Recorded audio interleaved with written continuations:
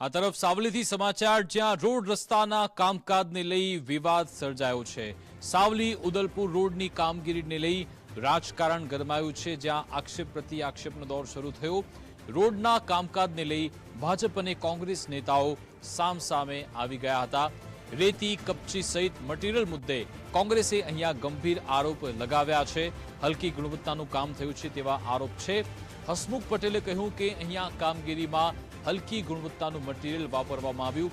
નવો બની રહેલો રોડ અનેક જગ્યાએ તૂટતો હોવાની પણ ફરિયાદ છે। અનેક જગ્યાએ દબાણ અને વહાલા દવલાની નીતિ છે તેવો આરોપ પણ લગાવવામાં આવ્યો।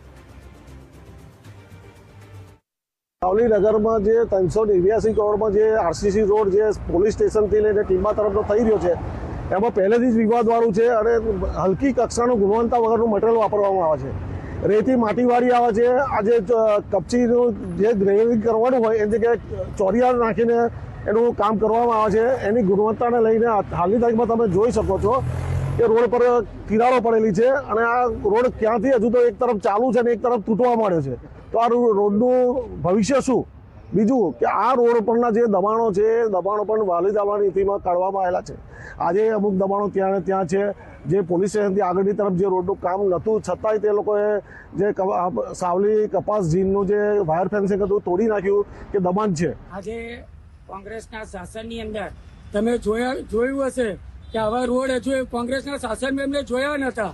આજે સાવલી નગરની અંદર ધારાસભ્ય શ્રી કેતનભાઈ ઇનામદાર દ્વારા જ્યાં ડબલ રોડ મંજૂર કરવામાં આવ્યો છે તેની તમે ક્વોન્ટિટી જુઓ। આજે 6 ફૂટ ખોદાણ કરવામાં આવે છે, એટલું પુરાણ કરવામાં આવે છે અને એ મટીરિયલ એવું સારું મટીરિયલ પણ વાપરી રહ્યા છે।